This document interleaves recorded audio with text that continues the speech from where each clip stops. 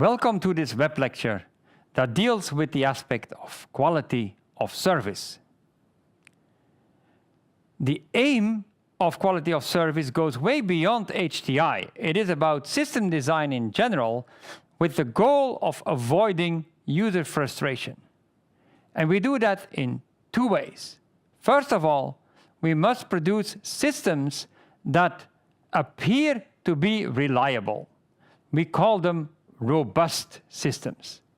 They shouldn't crash, or if they crash, they should do it in such a way that the user doesn't notice. This can, for instance, be done by restarting an application very quickly, return to the same state, and it looks like the crash never happened. The other thing we need to do is to deal with response time. After the immediate first feedback of initiating an action, we need to wait until the system starts doing something. That time from initiating the action to the first visible result is called the response time. Later, there is also performance of continued action, like playing a video. We really hate it when a system crashes. The designers of this billboard at the office system, this office building, they will be frustrated when they see this display instead of the announcements they wanted to make. There are many causes for frustration. Robustness is, of course, the first one. We hate it when our system crashes. Oops.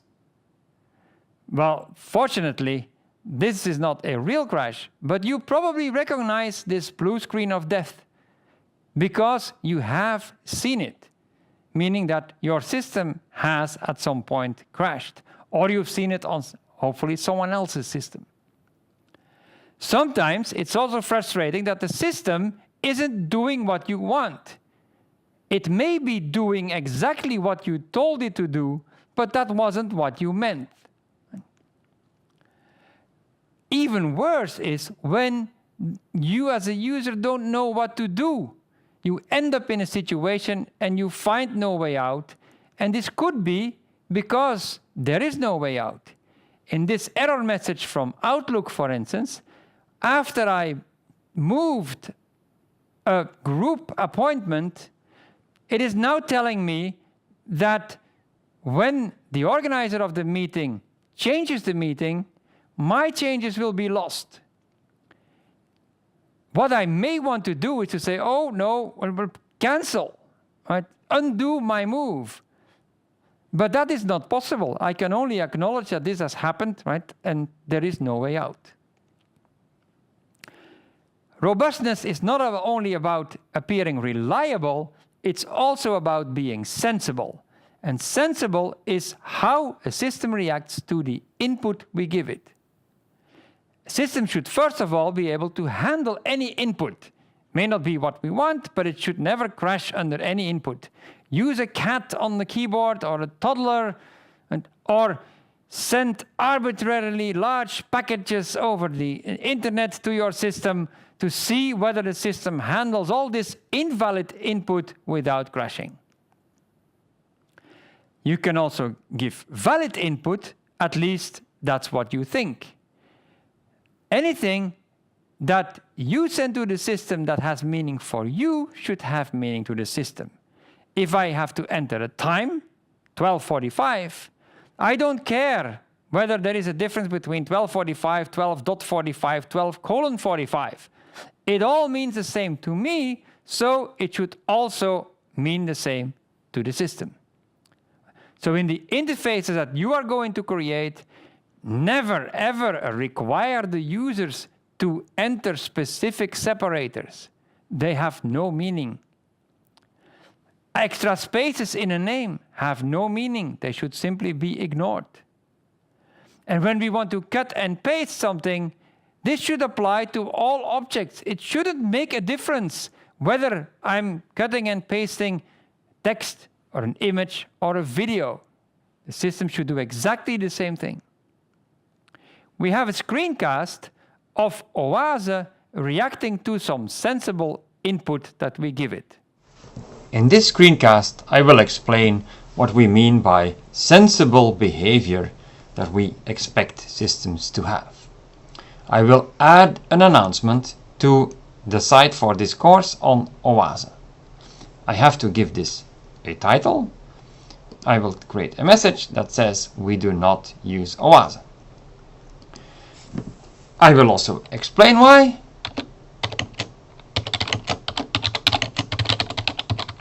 We use Sakai instead. Now I have to enter a date at which this message expires. It's a required field. There are no requirements given about the syntax. When does this message expire? But it never expires. It remains valid throughout this course. So I will just say never. And I'm done. But apparently I'm not done, because now the system tells me that dates have to satisfy a certain syntax. It could have told me that before. There was enough room to do so. A system that does not tell you to use a specific syntax should never require a specific syntax. This system is unusable. Cancel is the only option that makes sense. We will never use this system again. We also have another screencast to illustrate the difference between feedback, response time, and performance of a system. In this screencast, I will illustrate the difference between feedback, response time, and performance. When I'm clicking a button, the button will turn blue. That is immediate feedback. When I release the button, a pop-up window will appear. The time it takes the system to produce that window after I release the button is called response time. So when I cancel, we will see feedback, the button turns blue. We will see the window disappear. That's response time. I can also make a window pop up that I can move around. When I try to move around the button, if the system can follow this, it requires continuous action by the system. That is what we call performance. If it starts moving, that's response time. If it can continue moving, that is performance. Now I click cancel. We will see immediate feedback followed by response time.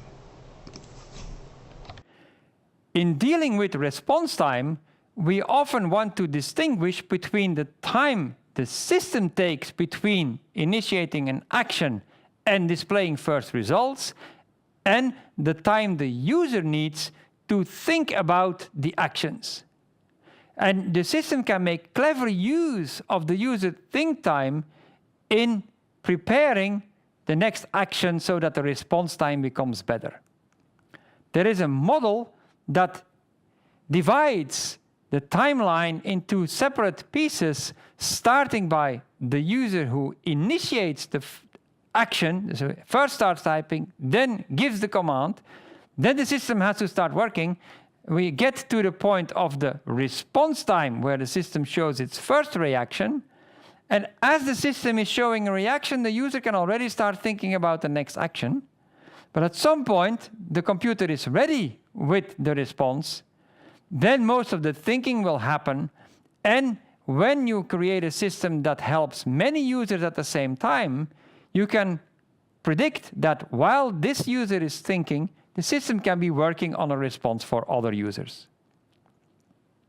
For HDI, response time has many consequences. We need to first of all think of what we can realize with a given budget.